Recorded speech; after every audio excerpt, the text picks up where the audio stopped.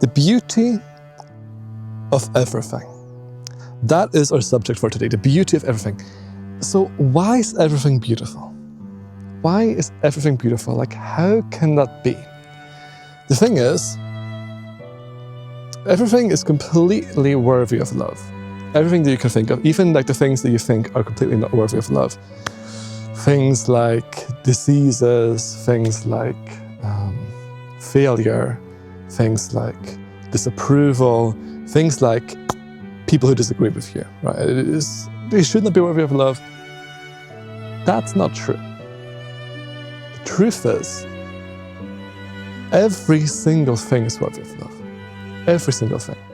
Even when you believe that it can't possibly be.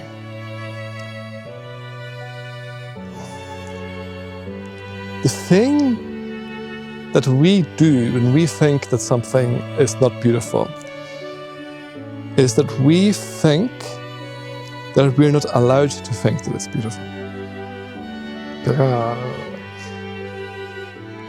This is the thing with love. If you could, you would love to love everything. You'd love to love everything because loving just feels so fucking amazing that you'd love to love everything, right? I mean, imagine what it would feel like to just love everything. The thing is, we believe that we can't love everything. We believe that we cannot think that everything is beautiful. Look at what children do, like little children. They can love absolutely everything. There's not a single thing that children cannot love. They just go around, they see things that we're like, no. They see things that we're like, don't, stop, right? And they can just love them. They're just like, oh, it's an interesting little thing, we can love it.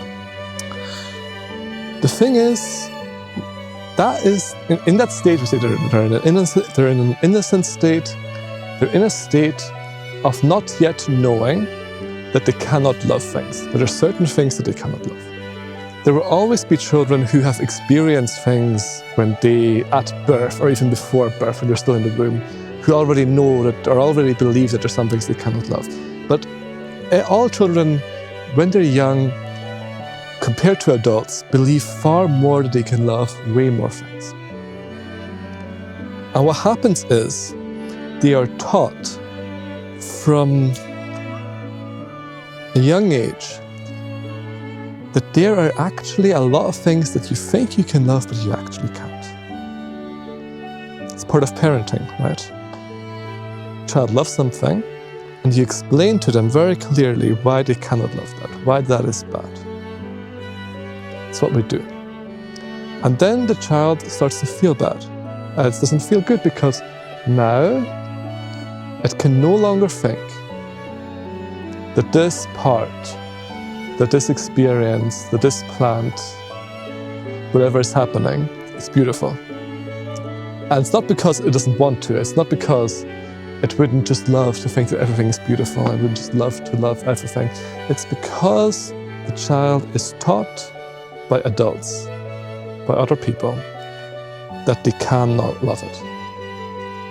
And that goes for all of us, like all of us. We were once children, believing that we can love everything. And then adults came along, said that they know better, and told us exactly what we can and cannot love. In German, we call this Erziehung, right? Pulling a person into the correct shape. That's the process. Bringing children up, parenting, is sadly mostly the process of getting them to learn to love only specific things. Why? Because the adults were afraid. And the adults believed themselves that they cannot love things like disapproval. That they cannot love things like looking stupid. That they cannot love things like not appearing intelligent. A lot of people are afraid of not appearing intelligent. But children know that they can just love it, so they just love it, they don't even think about it. And then an adult who believes that they know more tells the child, no, you can't. No, you shouldn't. Trust me, I know you cannot love that. The child starts to believe that, integrates that into their life. And then, of course, if you're an adult, you know, I don't know, it may have been like 20 years ago or 40 years ago since you last realized that you could actually love the things that are in front of you right now. So what that means, and this is actually something that's really important to me, what that means is that at the core, all of us actually want to love everything. At the core, all of us actually want to believe in the lovability of everything, that we can love everything. It is just that we are unfortunately taught at a young age this illusion that we can't. It's a shame because we can. And then we get to a stage where it's almost impossible for us to even fathom, to even believe the idea that we can love everything.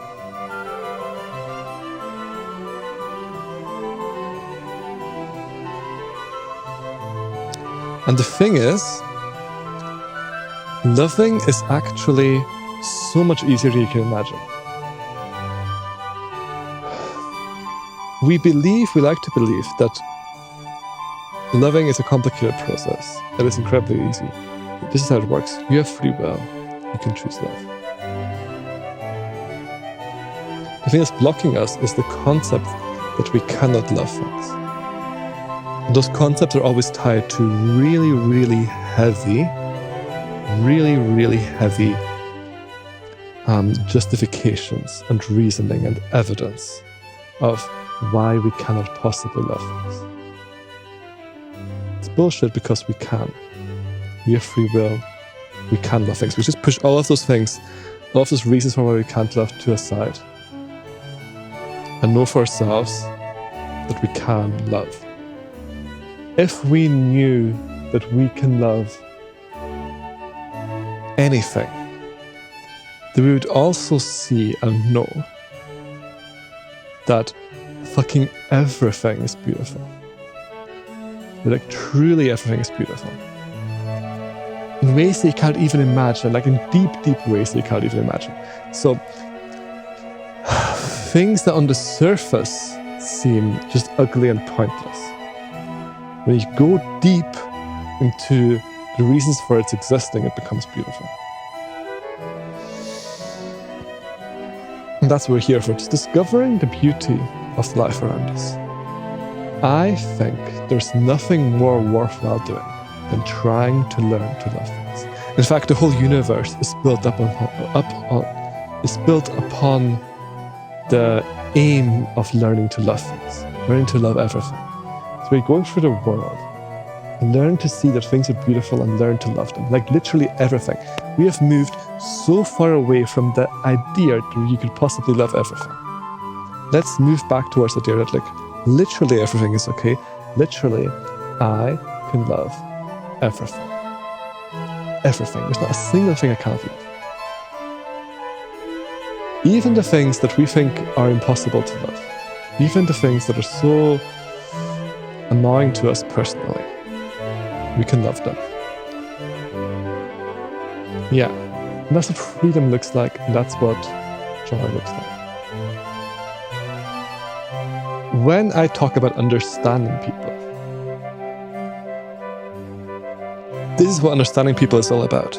It's about understanding the fact that they believe that they have to be afraid of things. That they believe that they have to be afraid of things. And they actually want to love whatever they're afraid of. So you can just see yourself in their shoes, and also what they do, and the things that they're afraid of, because when we're afraid of things, I don't even have to go in. I don't want to go into it right now, but when we're afraid of things, we like to either destroy what we are afraid of, or run away from what we're afraid of, or the third option is learn to love what we're afraid of. And the first two just lead to chaos. Chaos is fine. But chaos is chaos, and we can also have love. And here's the thing, we spend so much time trying to stop ourselves from loving things. It's actually where so much energy goes into. It's that we're afraid of something because we think that we have to be afraid of it. So we actually have to control ourselves. Part of our energy goes into being the voice in our head reminding us, you have to be afraid of it, you have to be afraid of it, you have to be afraid of it, you can't possibly love it. And that energy could go into different things. It could go into creativity, into exploring things, into being present, into being aware of things that we didn't know we could be aware of, all at the same time. And life is just all about getting to know these things, getting to know that we can love anything, getting to know that everything is beautiful.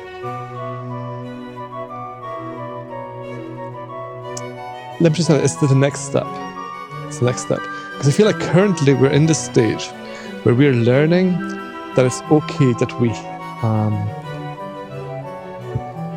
have completely different opinions to everybody else. And it's okay that we have...